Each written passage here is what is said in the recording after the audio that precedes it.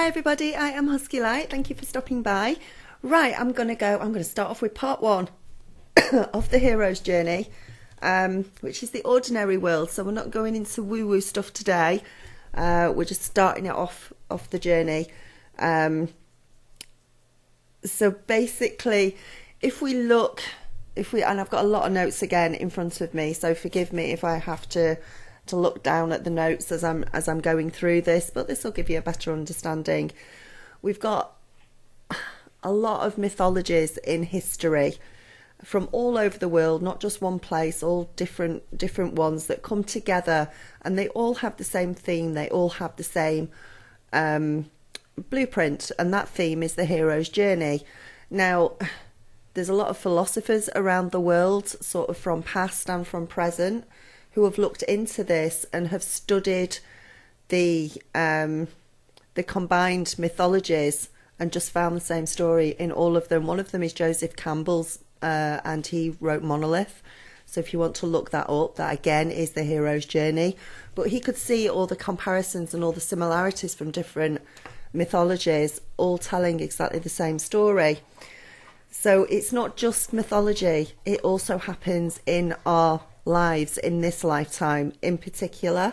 Not everybody has this experience, not everybody in the whole wide world's going to go through it or has been through it at one point or another, but I think for most of us on the awakening journey, which is probably going to end up being probably about 99% of the world by the time we're finished, you are going to go through it.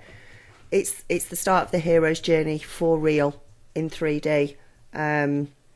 Most films as well that we watch are also the hero's journey's process, the blueprint. They all have the same aspects within the story when they make a film. So they make up their storyline as it gives it makes it flow. It makes the story flow. It gives it excitement. It gives it a theme as well as you go through it. And it gives it understandable content. So whether it's, Star Wars or some other film, they've all got this theme running through it. Sorry, dog's trying to dig something out of somewhere it's probably not supposed to be digging. So this makes up the storyline and everything. The hero's journey is also known, or can also be known, as the Wheel of Fortune, the Wheel of Karma. It's a karmic cycle of life with 12 parts to it. A little bit like the procession of the equinoxes that I went through as well the other day. Everything comes in 12s, everything goes together.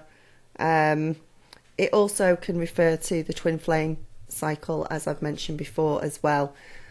So this cycle, this journey, this turn of the wheel, which happens in real life for you, is dependent upon your soul contract, the contract that you made before you were reincarnated, once again, recycled, brought back down to earth. You made a contract on at what point during your life you would go through this journey, how hard it would be, what you would have to go through to get over challenges, etc., and to come through the other end of this journey, whether you would actually make it through the journey or not.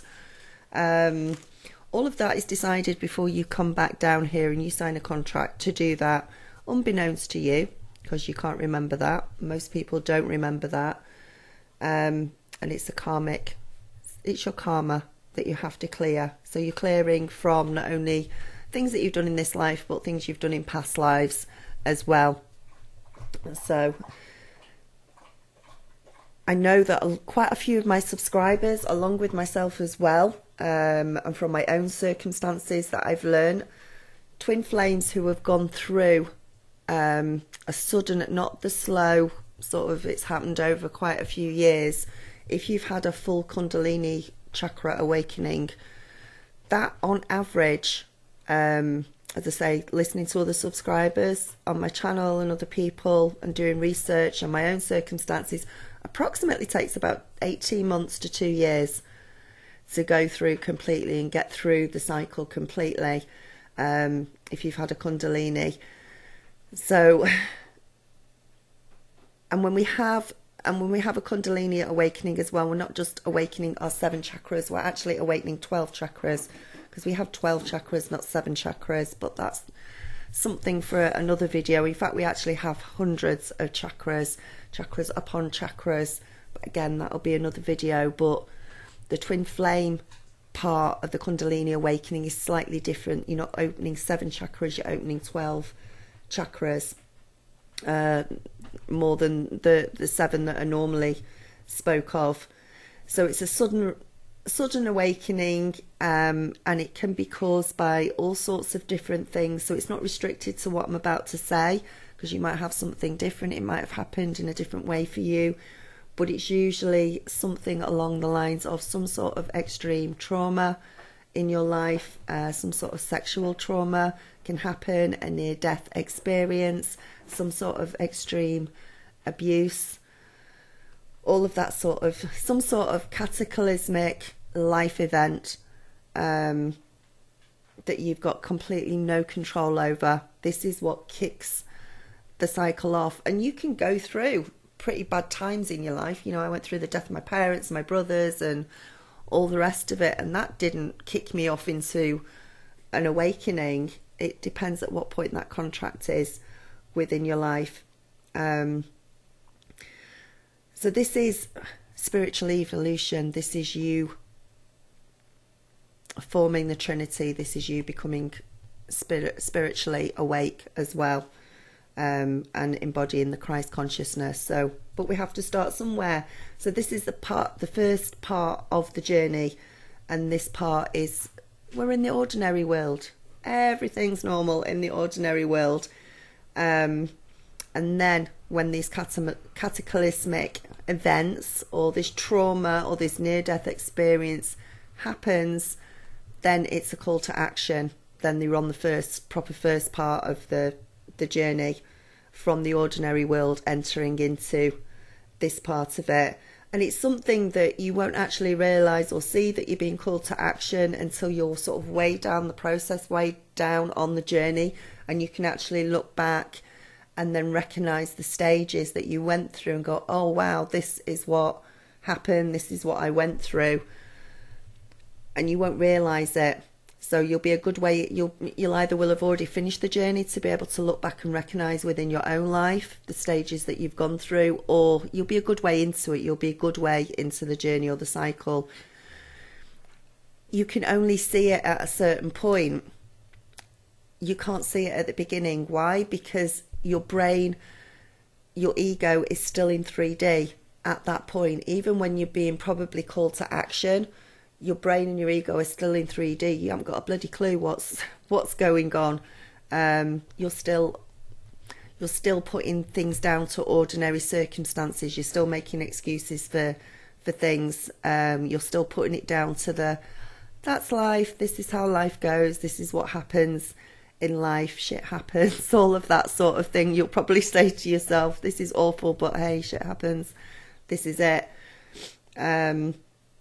Shit happens and then you die is another one. Especially a lot of atheists have that view on life, and you know, at the time that you're going through it, that's the sort of attitude that you may have towards things. So your psychic, your supernatural side of things hasn't kicked in properly yet at this point. It is kicking in, but you're probably just not aware of it at that point.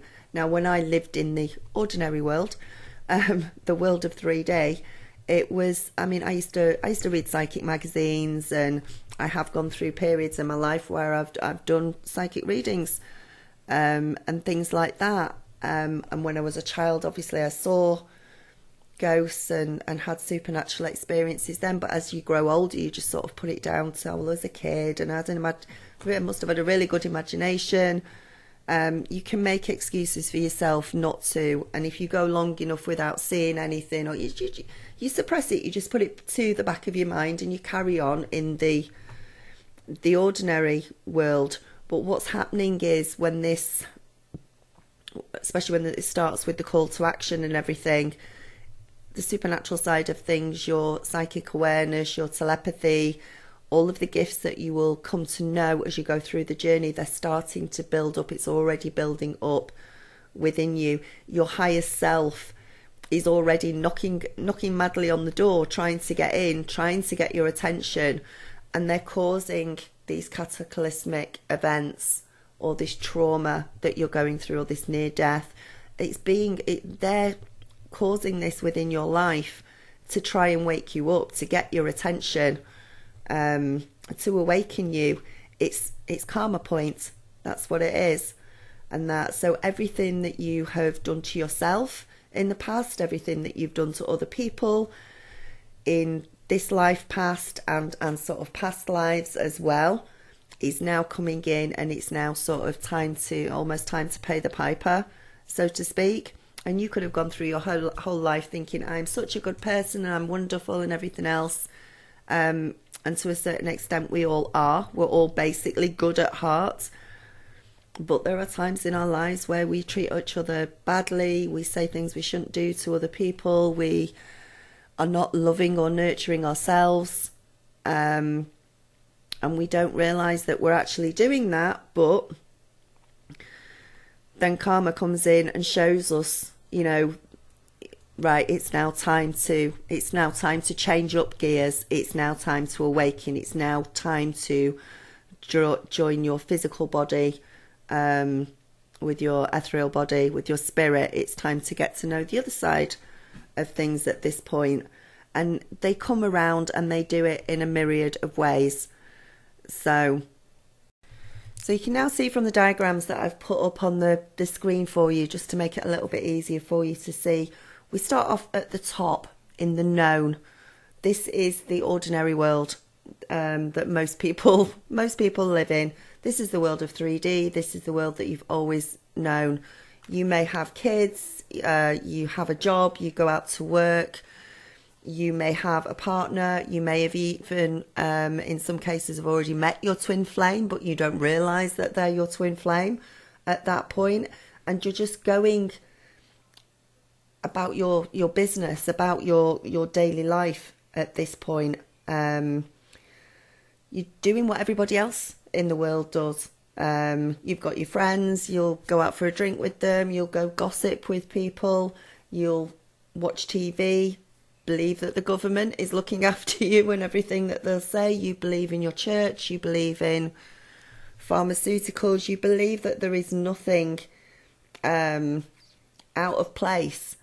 Everything's particular, nothing's out of the ordinary to you. And you could also be living your life in a way that's not the greatest of ways to live your life, because of course you don't believe in karma, you don't expect to have to pay anything back, everything is just normal for you. But that's life. This is it. This is how you live. It's the way things are, and most people just try to make the best of their lives. There will be things, situations, feelings, events in your life that you've done that are bad for you. People have been bad towards you, you've been bad towards them. There'll be all these situations that as you go through life, as you grow up, as you go through them, you think you've gotten over them, you think you've done your grieving, or you've said your bit, you've got angry and you've left it in the past, you've moved on from it, etc. In actual fact, what you have done in most cases is you're suppressing things, you're bottling things up, you're blocking feelings and emotions, you're not wanting to deal with things. Even if you go and see a psychiatrist or something like that, you won't get everything cleared up. A lot of you will get, we get depressed, so we go to the doctors and we get given antidepressant tablets as a way to try and get happy again. Again, what happens with this, you're suppressing what the actual problem is. You're masking it with tablets, you're hiding the things. So all of these things get bottled up, and this is things from, not only from past lives, which you're not aware of, but things from childhood, from your mother and father saying, not being there for you enough, to abuse of some sort, to being bullied at school, to not thinking that you're good enough in the job, all sorts of things. And you try and sort them out in your head, but mostly the way your brain works at this point and the way your ego or our ego works at this point, we reason with ourselves. We come to the conclusion that in most cases we were actually the victim and it was somebody else's fault. We weren't really responsible for anything. So if you look back at your story, if you've gone through a lot of relationships, you'll realise that most relationships have ended in the same way or under similar circumstances. And then when you meet your next relationship, you will say, and they say, oh, what was your last relationship? You'll turn around and say, oh, they did this to you and they did that to you and they were terrible. Rarely in a new relationship do you actually sit there and say, no, I was a complete cow in my last relationship. I did this, this and this to him, and then I completely blamed them for everything. Or you turn around and say, no, it was 50-50. I did some, really, really bad things within that relationship which caused the relationship breakup, and then again they did as well. We don't really tend to think like that. We tend to just sort of think, yeah, we were the victims, and we reason it with ourselves in that way, and we come to the conclusion that yes, we were the victim. We weren't really responsible. So eventually everything gets buried in our psyche, and we could, as a result of this, be coming home from work and you're drinking a bottle of wine a night, or you're doing drugs, you're overeating, you're smoking, you're trying to escape through sex, gambling, all sorts of things. We develop all sorts of behaviours that are not good for us, but it's just a way for us to survive and get through things. But this is an ordinary world to us. Everybody does it. This is how everybody acts. And still, most of the time, you're okay with life. You're having a good time. You're going out. You're laughing. You're helping others as well. You're doing all of that. But you are, in fact, harming yourself to such a great degree. We just don't know it. But that's the ego for you. Underneath it all is the fact that you're not loving yourself. You don't think you're good enough. You're playing victim. You're being a doormat to somebody else. Maybe you're being domineering. There's a myriad of ways, again, of behaviours that will show you that you don't love yourself fully, that you're not balanced or whole within yourself. There's always a duality within this world, within the 3D world, within the ordinary world. You're disconnected completely from spirituality. And somehow there is this constant striving for love, for happiness, for materialism, looking outside yourself to others to make you whole and to make you feel valued and to make you feel loved. Your awareness of yourself and the universe is basically in a box. You've been put into a very small box. You're only concerned and focused on yourself and what is immediately around you, on your family and friends that are around you. Most people on a day-to-day basis can only have an awareness of around 50 feet around them. What we also don't realise at this point is we are part of a collective consciousness, because we don't know that a collective consciousness even exists. We don't realise that we are being steered down a certain path by what the media steers us down to, what is going on in the world, the programmes that we watch, the films that we watch, and there's all a great big agenda behind all of that. But of course we don't realise that at all. And again, we say that we're really good people. We say that we're happy in a relationship and we provide for our families and this, that and the other, and some of you at that point in time were having an affair with somebody outside of a marriage or something along those lines, or you had a bottle of whiskey under the cupboard, in a cupboard buried somewhere. So we make up these stories about how we're living the best life we can, but at the same time we're not only hiding things from other people in whatever way, we're also hiding things from ourselves, and we're also lying to ourselves. And we're basically sheep at that point. We are going wherever the herd goes. Wherever we are being led, we are going with. We don't really understand what sort of policies the government has and things like that. So we just go with the majority of what is said. We take what the mainstream news tells us as true and gospel. We don't bother to look anywhere else. We don't bother to investigate or research. We don't research anything really. Once we get out of school, once we've we get onto our main lives, that's probably pretty much it. And it's not a good way to be. We just believe everything that is told to us, and we're being led that way. We're being steered down to a specific agenda that the dark forces want us to be led to. They are the most, a lot of our thoughts at that point are not even our own, but we don't realise that they're not our own thoughts. We think we're being innovative. But we are part of a collective consciousness, and whatever the majority of that collective consciousness is thinking in your area, that is the way that you will go. And it's not until you start to awaken, until you actually start to see that. So basically, that is the first part. That is the ordinary world that most of us live in before we start to awaken. And unfortunately, once we are awake, then we can look back and think, oh God, some of that was really awful. And when I said earlier on that it takes 18 months to 2 years to fully awaken, yes, it does in extreme sort of quick Kundalini awakenings and that. But that doesn't mean that you stop learning.